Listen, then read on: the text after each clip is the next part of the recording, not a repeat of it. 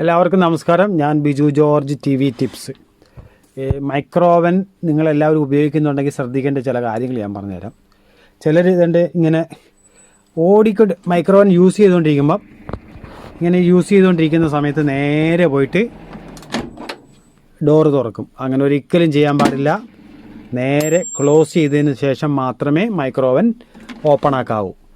അതെന്തുകൊണ്ടാണെന്ന് പറഞ്ഞാൽ ഇത് റണ്ണിങ് ടൈമിൽ ഹൈ ആംപിയറിലായിരിക്കും ഇത് വർക്ക് ചെയ്തുകൊണ്ടിരിക്കുന്നത്. നോർമൽ ഇത് കറക്റ്റ് നല്ല കണ്ടീഷനുള്ള ഒരു മൈക്രോ ഓവൻ വർക്ക് ചെയ്യുമ്പം 6 ആംപിയർ എടുക്കും. 6 ആംപിയർ എടുക്കുമ്പോൾ ഹൈ ആംപിയർ ലോഡിലായിരിക്കും വരയ്ക്കുന്നത്.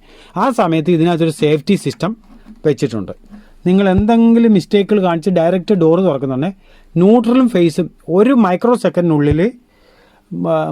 സെക്കൻഡുകൾക്കുള്ളിൽ തന്നെ ലൈൻ ഡിസ്കണക്റ്റ് ആയതിനു ശേഷം ഓൺ ദ സ്പോട്ടിൽ തന്നെ പ്രൊട്ടക്ഷന് വേണ്ടിയിട്ട് ന്യൂട്രലും ഫേസും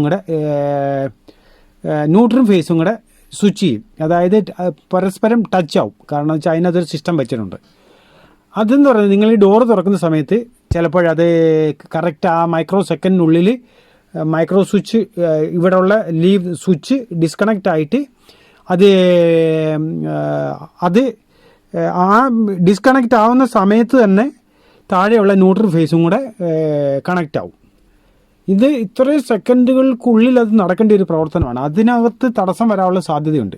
അങ്ങനെ തടസ്സം വന്നു കഴിഞ്ഞാൽ ഓൺ ദ സ്പോട്ടിൽ സംഭവിക്കുന്നതെന്ന് വെച്ചാൽ ഇതിൻ്റെ മെയിൻ വർക്കിങ്ങിൻ്റെ ലോഡ് ഹൈ ആയി കഴിഞ്ഞാൽ ഒരു ഫ്യൂസ് വെച്ചിട്ടുണ്ട്. ആ ഫ്യൂസ് ഡാമേജ് ആയിപ്പോവും. അതുകൊണ്ടാണ് ഒരിക്കലും യൂസ് ചെയ്തുകൊണ്ടിരിക്കുന്ന ഒരു മൈക്രോ ഓവൻ ഒരു കാരണവശാലും നിങ്ങളിങ്ങനെ അമർത്തി തുറക്കാൻ പാടില്ല. തുറന്നു കഴിഞ്ഞാൽ അതിന് ഡാമേജ് വരാനുള്ള സാധ്യത ഭയങ്കര കൂടുതലായിരിക്കും. ഇവിടുത്തെ സ്വിച്ച് കംപ്ലൈൻറ്റ് വരാൻ സാധ്യതയുണ്ട്. ഇതിങ്ങനെ സ്ഥിരം ആൾക്കാർ ചെയ്യുന്ന ഒരു കംപ്ലൈൻ്റ് ആണ്. അതിനി ഒരിക്കലും ചെയ്യാതിരിക്കുക. Thank you for watching. Thank you.